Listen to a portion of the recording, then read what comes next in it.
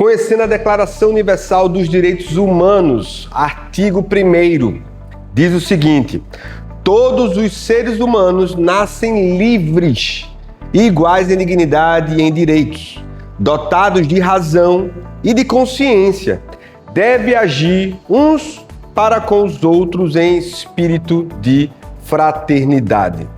O artigo 1º da Declaração Universal dos Direitos Humanos traz uma grande inovação, que é o seu caráter universal, ou seja, os direitos humanos, ele pertence a todos os seres humanos. Isso pode soar para nós, em pleno século XXI, como uma obviedade, mas vamos lembrar que o documento foi escrito em 1948 e nesse contexto nós estávamos pós-Segunda Grande Guerra, onde ideias que defendiam a superioridade de alguns grupos humanos em detrimento de outros foi o que levou à tragédia da Segunda Grande Guerra, como é o caso da noção de superioridade ariana por parte dos nazistas na Alemanha, levando à tragédia do conflito na Europa.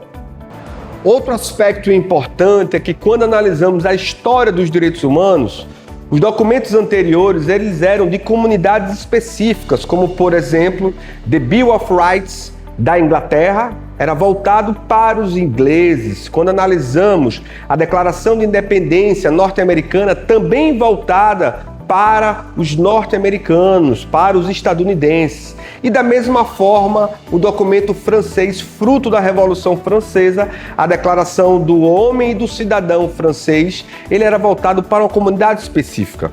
E aqui reside uma inovação da DUDH, que é um documento voltado para todas as nações, para todos os grupos humanos. Portanto, a afirmação todos os seres humanos, e na segunda parte do artigo, quando diz são dotados de razão e de consciência, é uma tentativa de superar ideias que existiam na primeira metade do século XX em hierarquizar grupos humanos, em estabelecer os atrasados, os selvagens, os incultos, estabelecendo, consequentemente, aqueles que têm a missão civilizatória para com a humanidade. Esse tipo de compreensão levou ao colapso moral da primeira metade do século XX. No Brasil, falar de direitos humanos é falar de uma luta constante para a garantia de direitos. Por exemplo, os analfabetos, os iletrados só tiveram direito de voto apenas em 1985. O nosso país ele possui uma herança completamente desastrosa, uma herança colonial completamente atroz. Fomos o último país a abolir a escravatura. Abolição esta também que não deu direito algum aos ex-escravizados, agora trabalhadores livres. Não tiveram acesso à terra, não tiveram acesso à semente, a ferramentas, nem mesmo ao retorno à sua terra natal. O Brasil, ao se tornar um país signatário, ele é provocado a superar essas mazelas e essa ordem territorial e econômica excludente e que violenta muita gente.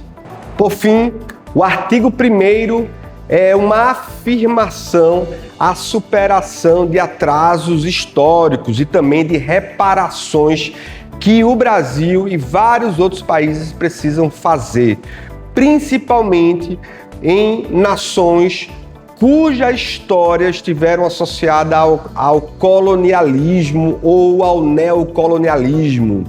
Histórias essas que escravizaram muitas vidas. O resultado é que temos um passado presente, um passado que insiste em permanecer vivo e que, graças a esse documento, nós temos como direito lutar para que essas realidades sejam superadas. Por isso, todos os seres humanos nascem livres e iguais em dignidade e direitos.